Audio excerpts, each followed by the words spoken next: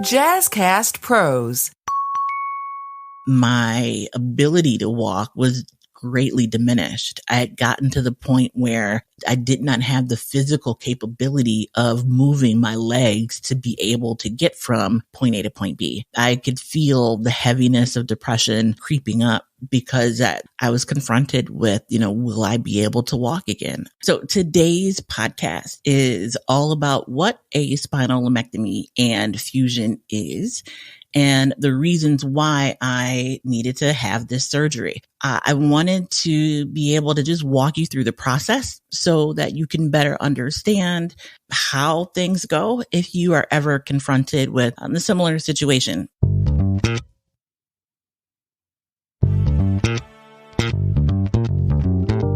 Hey, welcome to Healthy Illness Podcast, the podcast that helps you build healthier relationships while living with a mental health condition. I am your host, Kelly Marie, and I am just a woman living with depression, anxiety, and borderline personality disorder.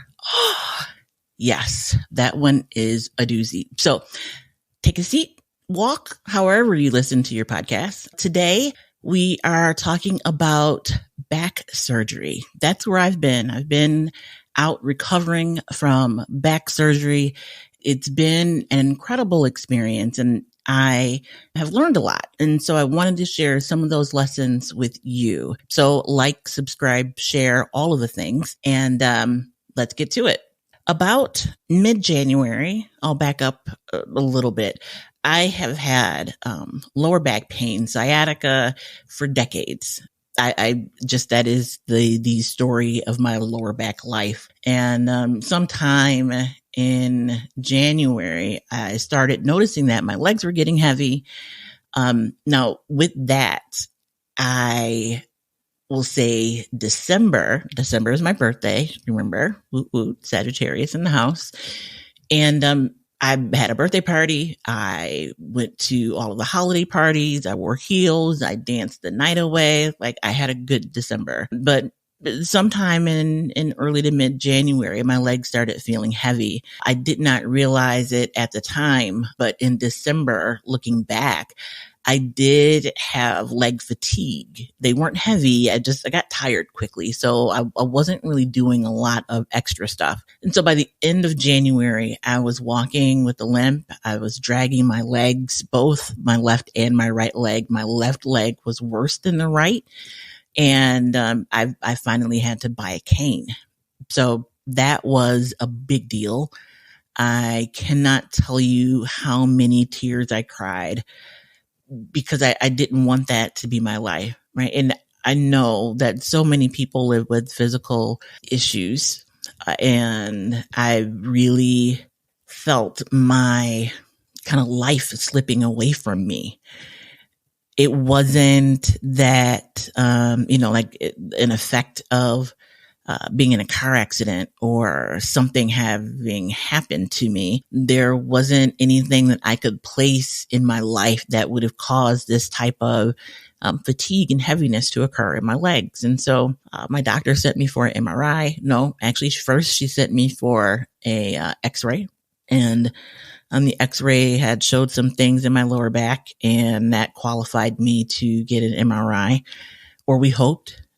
What was interesting in this whole process was that I have great insurance, let me just say, but the insurance industry is the worst. It's ridiculous. You have someone who's able-bodied in December who is no longer able-bodied and walking with a cane and not able to continue with the normal functions of their life a month later. And it took me several weeks to get approval to have an MRI. They denied it, and my doctor's office had to resubmit for the MRI again. And finally, they approved the second request. But in the meantime, my walking deteriorated. So I got the first MRI, and those results came back. There's a lesion or fatty tumor on my spine, as well as a herniated disc in my lumbar spine. So this is all in the lower back. My spine is starting to straighten in the area where it should be curved. And there were a couple other things that were going on. But my doctor wasn't satisfied that that was the only issue. She said the way that I was walking with the symptoms I was having, it didn't, to her, seem like it was just the lower back. And so she requested an MRI of my brain and cervical spine. Her concern was perhaps this is MS. I don't have an MS diagnosis, but I guess what she saw, she's a family practice physician, that was where her thought process was going. And so I did get an MRI of my brain and my cervical spine. So the cervical spine is the section of your spine right after your brain, so your neck area. When they did that, took the MRI, they saw some stenosis, which is closing of the spinal cord in my thoracic spine. So you have your brain, then you have your cervical spine, then you have your thoracic spine, then you have your lumbar spine, and then you have your sacral spine. So lumbar, lower back areas where a lot of people tend to see this type of damage done to the spinal cord. But they were able to see inadvertently a part of the thoracic spine from this brain and cervical spine MRI. The stenosis was very severe. There was tissue and bone that was growing into the spinal cord and pushing and compressing, pushing down on the spinal cord, which was then giving me the numbness and tingling in my hands and numbness and tingling in my feet, as well as the heaviness that I was experiencing in my legs and trying to walk. It had gotten to the point when I was able to see the neurosurgeon that I couldn't walk more than 15 or 20 feet without needing to stop. So going through all of the issues that happen with insurance and scheduling appointments and all of this. Now, mind you, right, I started this process in January, knew that something wasn't right. I knew something wasn't right, but I didn't think it was this bad. And so it was when I, woke up and realized that I needed help walking that I took things seriously. My neurosurgeon appointment was April 12th. It took that long from the end of January to April 12th to get the x-ray, the MRIs, make the appointment and be seen. Now, it did not take long for me to get an appointment with the neurosurgeon, which was incredible. But in that 4-month period, my ability to walk was greatly diminished. I had gotten to the point where I would get to work, come home, and get in the bed. Like, that's it. I didn't have, not even energy isn't the right word. I did not have the physical capability of moving my legs to be able to get from point A to point B. That took a toll. I could feel the heaviness of depression kind of creeping up because I was doing nothing and there wasn't anything I could do. I did the best that I could, used all of the tools, but I was confronted with, will I be able to walk again? I never at any point thought that I would live the rest of my life this way. I just didn't feel that, but I didn't know what the answer would be. I went to my first MRI or my first neurosurgeon appointment and saw the neurosurgeon. We spoke for a couple minutes and he says, "Hey, have you seen your MRI?" I'm like, "No." He's like, "Well, come down to my office and I'll show you what it looks like." And so he, goes off and he's walking and I'm like, "I'll get there eventually. Just cue it up and get ready for me. I'll get there when I get there." And I get to his office. He shows me, think about the moon. If the moon is the circumference of your spinal cord, a full moon would be a healthy spinal cord. Like, you have no compression, there's no issues, spinal cord stuff that is in that area, is working the way it should be working. I had what looked like a crescent moon of space. The rest of that was bone and tissue growing into and pressing on my spinal cord. It was pretty spectacular to see. I was blown away by what I saw. So what he told me, you need surgery. I can fix this. You're healthy. You need surgery and you need it right away. So we're going to schedule you for surgery. He said, we'll go in and clean out the area, get rid of all of the debris, the bone, the tissue, whatever, all of the pieces of you that are compressing on your spine. And I'll install screws and that'll be it. You'll be in the hospital for 3 or 4 days and then you'll go home. You'll be able to take the stairs. You'll be able to, slowly kind of move and regain your life back. It's going to take up to a year to heal, but you should see some immediate changes out of surgery. So I wasn't really expecting that, but it made sense, especially when he showed me the MRI and he put me on some steroids. He wanted to be able to reduce the inflammation and kind of return some strength to my legs. And he said, listen, you're going to feel better because of the steroids, but if you feel any change, any setback, anything new, go to the emergency room right away and we'll operate the next morning. I definitely was not expecting that, but I'm like, oh, this, I guess, is really serious then. How about that? Greetings, everyone. My name is Rob. Yes, I am the host of Father Torch. I would like to take this time to invite you in my discussions on very, very important topics of being a Black and brown father in today's society. Being a parent, the other parent, we face trials and tribulations too. We have worries, we have feelings. Here at Father Torch, we promote the advocacy of being the dad you wish you had. Join me at fathertorch.com. So I get a call. They give me the pre-op paperwork. And so if you've never had surgery, pre-op, they want to make sure your heart is strong enough to withstand surgery. They do like blood work. I think they x-ray your lungs to make sure you don't have any issues with your lungs. My doctor reviewed everything, said I was healthy enough for surgery.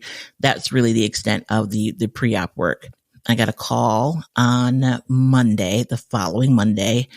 Kelly, your surgery is going to be on Thursday.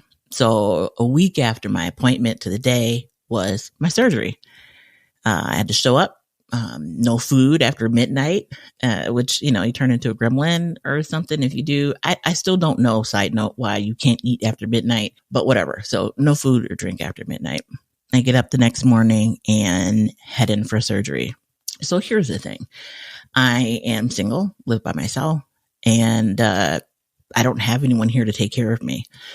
I had to advocate for myself, both with my physicians and with my friends and family, to make sure I had enough assistance in the house while I was recovering. So it was my understanding, after talking to my physician, after talking to the surgeon, that I would be in the hospital for 3 or 4 days or 2 or 3 days, one or the other, 3 or 4, 2 to 3, anyways, a couple of days. And would be released to go home. I would need some help doing heavy stuff, but I would be able to take the stairs right away. It would not be like an incredibly invasive. Well, I mean, yes, it's incredibly invasive because they're cutting your spine, but the recovery process, the initial recovery process would not be that long. And I should be able to return back to work in a couple weeks. So that's what I went on, and his confidence and my understanding and everything that Google taught me, I used to better understand what was happening. I have a very close friend whose aunt is a neurological nurse. So she goes into the operating room and her specialty is neurology. I don't know what the title is, but big ups. Love you. Thank you so much. And she was able to ask questions and give me questions to ask the neurosurgeon to find out exactly what I need to know. Like I didn't know what questions to ask, but I knew enough that I needed to talk to those that are in my circle to see what they knew, to let them know, and to see what was happening, and to see if they were available and able to assist after the surgery. And so I did that, and 3 of my closest friends were available to assist, one of whom is my health proxy. And that's a whole discussion we'll talk about in another episode about having a health proxy and why it's important to have one and who you should choose to be your health proxy. And so I didn't need, a lot of help. My mom was going to come up for the surgery, and I was able to talk to her and express my desire for her not to come to the surgery. And it hurt her feelings. She wanted to be here to support me in my recovery, but I didn't want her here to support my recovery because I wouldn't be able to. She's my mom, right? And I'm her baby, but I'm 46 years old and I got kids of my own. I'm not a baby. And I knew that type of assistance is not the type of assistance that I would need. Additionally, my mom has bad knees. I live in a 2-story home. Like, she wouldn't be able to go up and down stairs and run and get things for me if I needed them. She couldn't help me get into the shower. Like, it would have been more like moral support. And I didn't need that for what the neurosurgeon outlined would be my surgery. Long story short, my surgery ends up being a spinal laminectomy of the T1 through T3. So your thoracic spine has 12 sections. The issues that I was having were in my T2 spine, and he needed to fuse the T1 spine and the T3 part of my spine together in order to have stability within my spine, because the T2 piece was so overgrown. I don't know, that was the surgery that needed to occur. So fusion, the laminectomy, I hope I'm saying that right. If not, Google will tell you.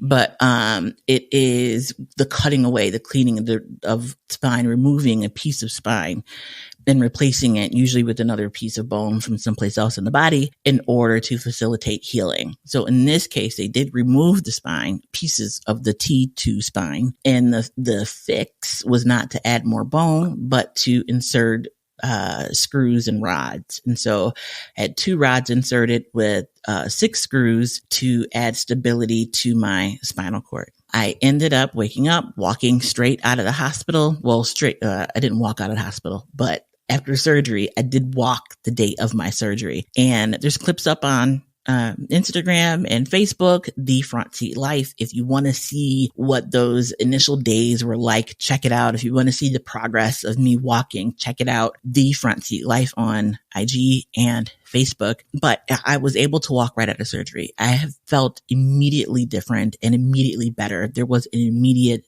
change in my life because of the surgery. At the same time, advocating for self, and we'll go more into this in another episode, but I needed assistance. Now remember, I thought I wouldn't need assistance. I did need assistance because the surgery was more in depth than they thought it would be. And I lived by myself. So I needed some 24-hour care for a couple days. I ended up going into the rehab unit at the hospital and staying there for about a week and a half as I learned how to move my arms, use my legs. They cut open my back. So there's probably about a 7-8 inch length incision that is healing. And that's, they opened up my back. So they had to cut through the muscle and put the muscle back together again. And so I needed assistance and help as I was healing to learn how to move and to modify my movements in order to be able to be self-sufficient. And so I spent a week and a half in the medical rehab unit and learned to walk. There's clips and reels again on Instagram and Facebook about that process and what it looked like. But suffice it to say, when I got home, I was able to pretty much take care of myself. I could shower by myself. I was able to take the stairs up and down by myself. I did need help with lifting things, moving things. Couldn't like change my sheets or stand up and cook for long periods of time. And so my friends, they took care of me, man. Not just my 3 that were there, but folks brought food up to the hospital and brought food to the house. I cannot tell you how moved I was by the amount of support that I had and the love that people have for me. I think I didn't know that it existed in that way. And so, I mean, folks bought groceries and sent food to the house. My staff is incredible. They hooked me up with like $1 billion from DoorDash. And it was good. It was overwhelming, the amount of love and support that everyone showed me. Hey, if you like this episode, check out Getting Real with Bossy, where we chat about what it's like to be a woman business owner. You'll hear interviews with women who are doing what it takes to succeed and the reality of what that looks like. We cover all the topics, figuring out the rules and regulations, navigating business partnerships, even if that's your spouse, motherhood while running a business, working within your values, and all the ups and downs of being the boss. Are you ready to get real? Pop over to our podcast, Getting Real with Bossy. Fantastic. And so what I would like to, I guess, the takeaway from today's episode is being able to know when you need help and to be able to use the tools. I'm going to take a couple of episodes and dive deeper into this whole experience, but I wanted to just outline what the surgery was, what it looked like. One of the things that the neurosurgeon said afterwards, they come visit you. And one of the team members said, yeah, when we went to, we cut away the bone, and when we lifted the bone out off of your spinal cord, it just sprang back to life. And they had this like look of not awe, but it seemed pretty damn cool. And I guess not what is usually expected. Not a neurosurgeon, so I don't really know. But it gave me hope to know that they were so positive and hopeful during the surgery, seeing my spinal cord kind of spring back to life. And so I'm thankful for everyone that was there. You're going to have to check out the next couple of episodes. And that is because I go into, this really was a roadmap, a true front seat life experience of being able to advocate for myself in a medical situation, but also with my family and with my friends, being able to speak up, being able to have tough conversations with people that love and care about me about what my needs were, and telling people no and telling people yes. I will have a guest, Dr. Michelle. She is a great friend of mine and works at the hospital where I was at. And when I tell you, I thought I knew how to advocate for myself, but it wasn't until Michelle and Ty and Donna advocated on my behalf that I realized the journey that I had before me when it comes to advocacy for myself. We often, especially if you're a caregiver, right, we can advocate for other people and not take no for an answer and make sure that those that we love and care about are taken care of. But it can be different and difficult for people to advocate for themselves. And, I used all the tools, but I still wasn't as persistent as I needed to be. I still didn't ask the right questions that I needed to ask. And they gave me that energy, that boost, that push that I needed in a time of need to be able to advocate for self. So Dr. Michelle will be a guest, and we're going to talk more about advocacy from the perspective of a caregiver and what that looks like for you.